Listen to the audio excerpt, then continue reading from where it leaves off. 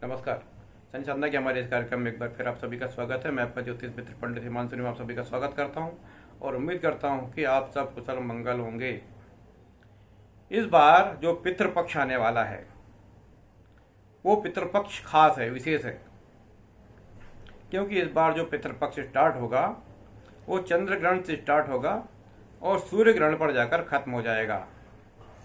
17 सितंबर से पितृपक्ष स्टार्ट होने वाला है, यानी एकम तिथि स्टार्ट हो जाएगी और 17-18 इस दिन ही चंद्र ग्रहण होगा। यानी हमारा जो इस बार का जो पितृपक्ष स्टार्ट होने वाला है वो चंद्र ग्रहण से स्टार्ट होगा और जो सर्वपितृ अमावस्या रहेगी यानी पितृपक्ष का अंतिम दिन 2 अक्टूबर, इस दिन सूर्य ग्रहण होगा। सूर्य ग्रहण भारत में दिखाई नहीं देगा क्योंकि सूर्य ग्रहण का जो समय है, जो टाइमिंग है, वो रात में 9 बजे से अर्ली मॉर्निंग 3 बजे तक के है। जब भारत में रात्रि होगी तो भारत में ये दिखाई नहीं देगा। उत्तरी अमेरिका, दक्षिण अमेरिका, न्यूजीलैंड, ऑस्ट्रेलिया, इस तरफ ये दिखाई देगा, इसलिए भारत में कोई सूतक भी नहीं रहेगा। लेकिन चूंकि ग्रहण काल तक इस बार पितृपक्ष है, तो ग्रहण काल से मतलब आप समझ रहे हैं क्या है? ग्रहण काल से मतलब ये है कि यदि आपने पहले से कोई आप पितृपक्ष श्राद्ध का कार्य नहीं करते हैं और इस बार भी नहीं करेंगे, तो ऐसे लोगों के यहाँ पर प्राकृतिक आपदा होने का पूरा योग बनेगा। प्राकृतिक आपदा, कोई बड़ी गंभीर बीमारी, क्योंकि ग्रहण काल से मतलब ये होता है कि भाई साहब आपके यहाँ कुर्की का नोटिस आ गया है। और हम जो श्राद्ध पक्ष और पितृपक्ष का काम करते हैं वो क्या है? श्राद्ध पक्ष और पितृपक्ष का काम जो होता है वो होता है हमारा इनकम टैक्स रिटर्न, पितृपक्ष टैक्स रिटर्न भरने का महीना है। यहाँ पर हम अपने पितरों को अपनी श्रद्धा का टैक्स भरते हैं और उनको पिंडदान रूपी टैक्स देते हैं। तो ये महीना रहता है पूरा 15 सितंबर से 2 अक्टूबर का जो पक्ष रहता है वो महीना रहता है। क्योंकि इस बार दोनों ग्रहण पड़ रहे हैं, तो जो लोग पहले श्राद्ध पक्ष पिंडदान तर्पण नहीं करते हैं उनको मैं विशेष सलाह दूंगा कि इस बार अवश्य करें।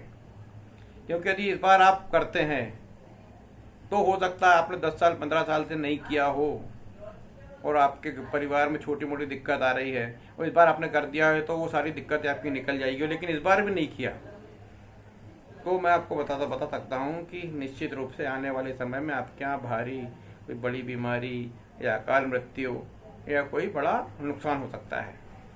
ग्रहण काल मतलब ये होता है चेतावनी।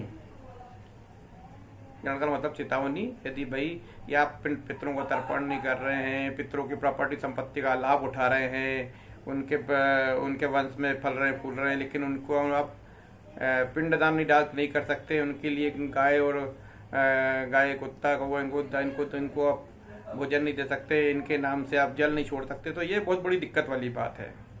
तो इस बार खास है, ध्यान रखिए, इसका लाभ उठाइए। चंद्र ग्रहण से इस बार पितृपक्ष स्टार्ट हो रहा है और सूर्य ग्रहण से इस बार पितृपक्ष समाप्त हो रहा है।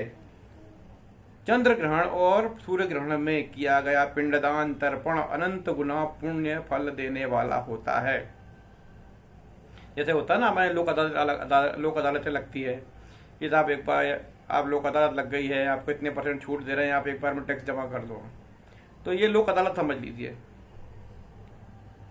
कि इस बार चंद्र ग्रहण और सूर्य ग्रहण दोनों है, तो आप इस बार तर्पण और पिंडदान करते हैं तो निश्चित रूप से आपको इसका पुण्य फल प्राप्त होगा।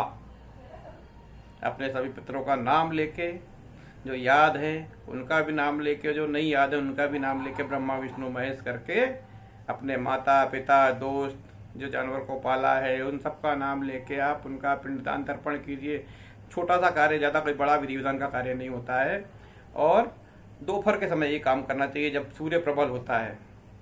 हमारे द्वारा दिया गया पिंडदान और जल वो सूर्य सोख लेता है और हमारे पितरों तक पहुंचाता है, उनकी आत्मा को शांति मिलती है और वो प्रसन्न होकर आपको आशीर्वाद देके जाते हैं और उनके आशीर्वाद से आपके वंश वृद्धि, धन वृद्धि, परिवार वृद्धि और सभी प्रकार की वृद्धि प्राप्त होती है। लेकिन यदि हम ये तर्पण पिंडदान नहीं करते हैं तो हमारे यहाँ बीमारी का आगमन होता है, संक्रमण फैलता है, कर्ज बढ़ जाता है, नुकसान हो जाता है, भारी विपदाएं आती है, अकाल मृत्यु हो जाती है, और वंश में कोई संतान पैदा नहीं थी, संतान पैदा होती तो उसको भी दिक्कत हो जाती है। तो ये सारी दिक्कतें आ सकती है, ध्यान रखिए।